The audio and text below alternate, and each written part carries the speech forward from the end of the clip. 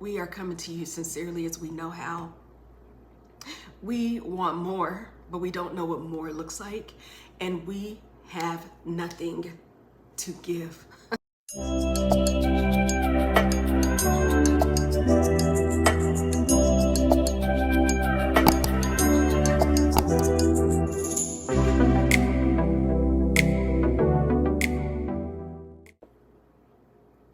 Hey girl, hey, and welcome back to another episode of the Pink Mic.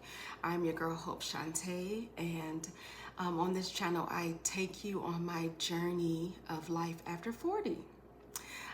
If you are following me, I just posted a video about leaving my hometown, like the emotional journey that I took of leaving my hometown in search of my journey to next and more. I actually am feeling strongly led to tell you about the prayer that I prayed to get to next. So there was like a whole middle between being in my hometown and being here, like the whole middle. And I kind of just wanted to take you on that journey very briefly. I'm gonna link it below, so I won't give you too much, but my last video, it was entitled Leaving My Hometown, and I just kind of tell you about the moments that kind of ignited my desire to take a chance on even believing that more is possible outside of what I had in my hometown.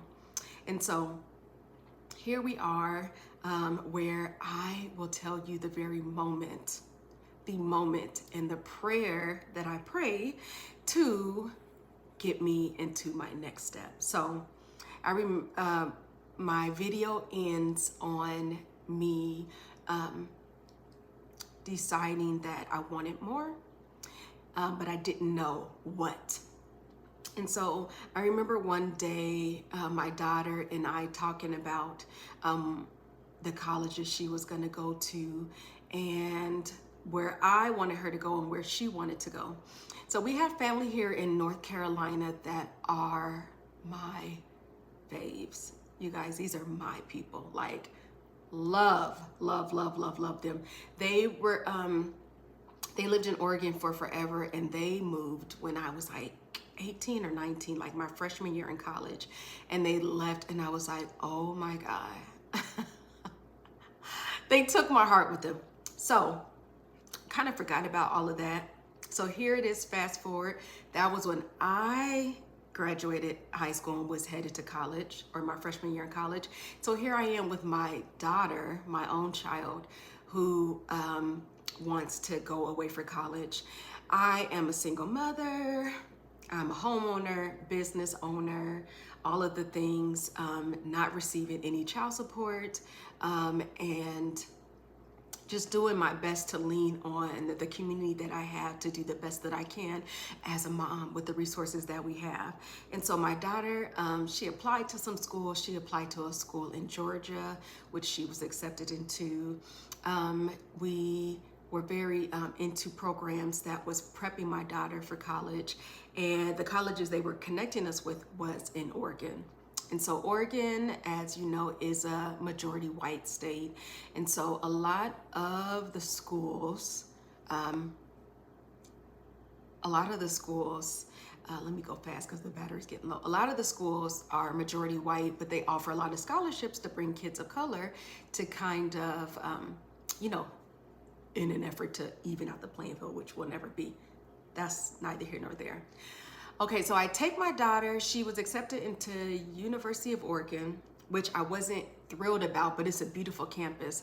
But I was like, I want us to leave the state, but I don't have the finances to do that. So for now, just give me a year. This is what I'm telling my daughter. Give me a year and we'll apply to some other schools. And by then I'll be able to figure out financially how to get us out of Oregon and somewhere else.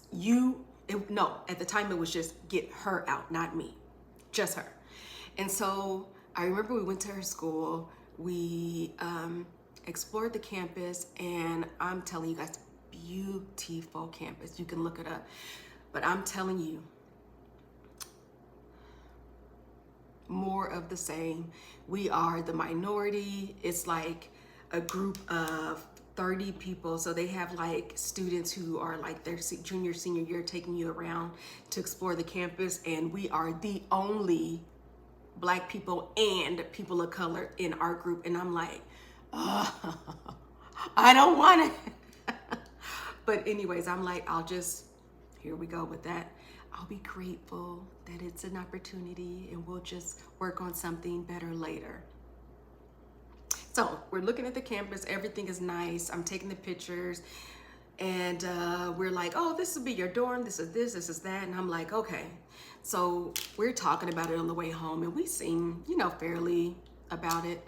I'm telling you, we get home, we relax. My daughter goes up to her room, and when I tell you I'm downstairs, just my heart is like, this ain't it. This ain't it. But what are we gonna do? So I am very much a list girl. I am a vision board girl. I'm a journals girl. So I have this like big life-size sticky note on my wall, and I'm like, what I want in my next home, in my next car, in my next career, in my next man. And I think it was one for my daughter's college. And so I'm writing out all of the things that I want. And then I'm like, Coco, come down and add to the list. What do you want in a college? So she writes on the list, right? And I'm like, okay, this is all in faith. I said, I am feeling so heavy about sending you to this school, giving you another year, 2, 3, or 4, and being with us being the minority in this state, And I was like, I don't know what we're gonna do, but I'm not feeling settled with sending you to University of Oregon. So I'm like, let's touch and agree. Like, let's hold hands and let's pray. I swear to you guys, I can actually tell you, it was like the last week of May, and I remember us touching and agreeing, and I was like, we are coming to you sincerely as we know how. We want more, but we don't know what more looks like, and we have nothing to give. But we know this isn't it, and this is so heavy on me. We are gonna step out and believe that if there's something that you have more for us, you're gonna have to do the work. I don't have the money. I don't have the support. I don't have the resources. I don't have anything that I thought. I don't have anything to get us out. I want to get her out of Oregon. I just don't want this for her. Additionally, my daughter's graduation, it was all of the Black kids were going to HBCUs, or either going to somewhere HBCU or in Oregon to go to a community college, or just to work and quote unquote find themselves. You know how that goes. And I was like, she ain't staying here to find herself, but she ain't going to HBCU, and I want that for her, And so I'm like, the desires of our heart. The faith that we have is all that we have to offer. We're showing up to you in faith that you will see us, you will hear our prayer, and you will see our hearts, and know that we want more. And for us to want it so bad, that means this is something you want for us. And so if this is something, you're gonna have to take the wheel. This is a real Jesus take the wheel kind of moment. That was at the end of May. Out of the blue, my cousin in North Carolina calls, and she's like, I work for Southwest Airlines. Mom's, I want to say my aunt's 64th birthday, and her retirement party was like June 11th. So that was the end of May. We prayed that prayer. Her party was on June 11th. And I was just so defeated and depleted. I was like, okay, we'll think about it. She's like, I can bring you here on a buddy pass. You and we see y'all can come, blah, blah, blah. I heard it, but I was like, I got too much else going on. I really need all of my energy to be focused on. Now, mind you, I ain't nothing to do. But I felt like all of the energy and the mind energy that I had left, I need to focus on what's next for us.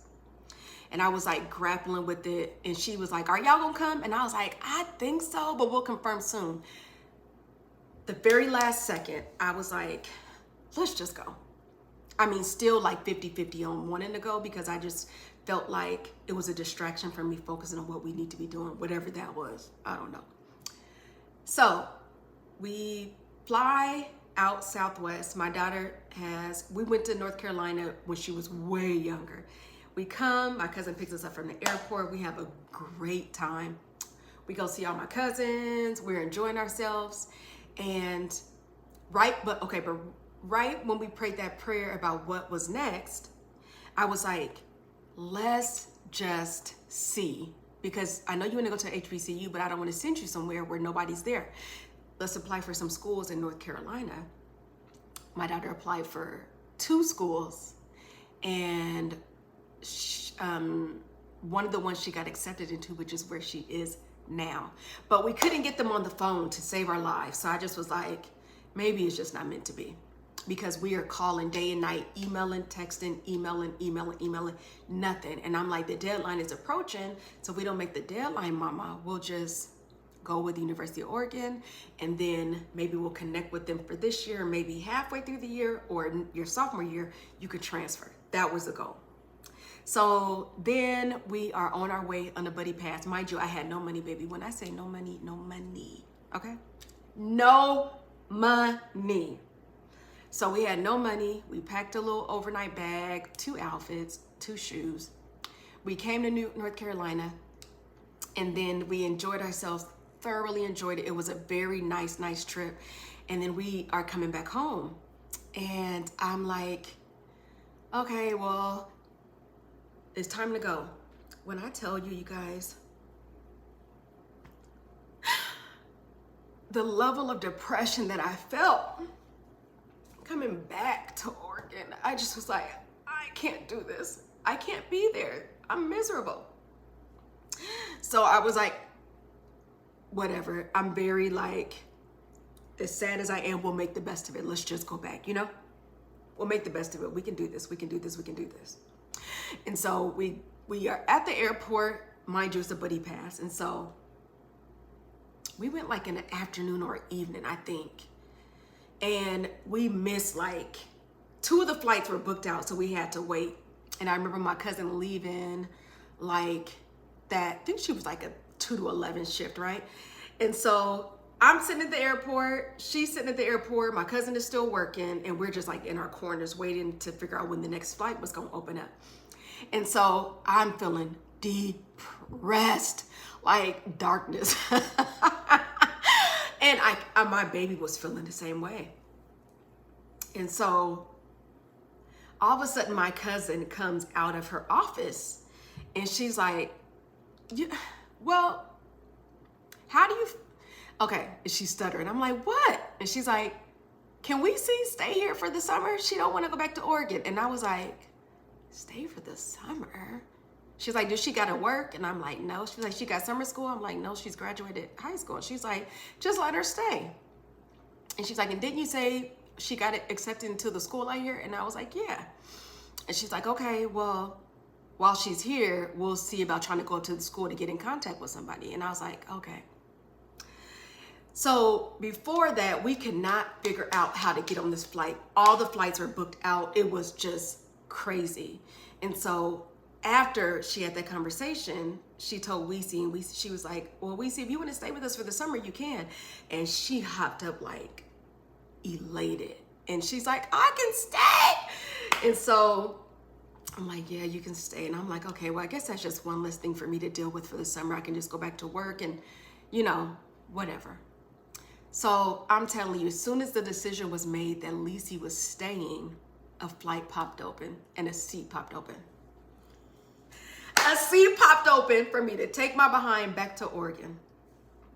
So I get back to Oregon, and I all of a sudden feel like somewhat of a lightness. I'm like, if this works out, my baby will be out of North Carolina. But also, what am I gonna do about the money? They're gonna need this and that. I don't have it. The reason we were going to University of Oregon is because they were offering all of the scholarships, and it was gonna be minimum out-of-pocket fees for me. So that's where I was gonna go. But I just was like, if it's meant to be, it'll be. Not even really remembering the prayer that I prayed. I realized the connection a little later down the line, but at the moment, I just was like, I feel so much better. I am going back to this job that I freaking hate, but at least I know that my daughter isn't here miserable with me. So that's the prayer that I prayed, you guys. We touched and agreed, and was like telling God, like, we have no money, we have no resources, we have no energy, we have nothing. All we have is our faith. And so if it's meant to be, you will meet us in this moment, and you will make a way, literally out of no way, to get my baby and or in the moment, my baby out of Oregon. And he did just that. So you guys, that is one of the many stories that I have going from there to here. And so I really, really, really, really hope that you enjoy that, and you really remember this every single time. Every single time you feel like your back is up against a wall and you're in need of more, pray the prayer. Take a chance on God, and take a chance on believing that more is out there for you. Don't settle. You can do this. I'll see you guys in the next video. I really enjoyed recording this, and I'll talk to you guys soon.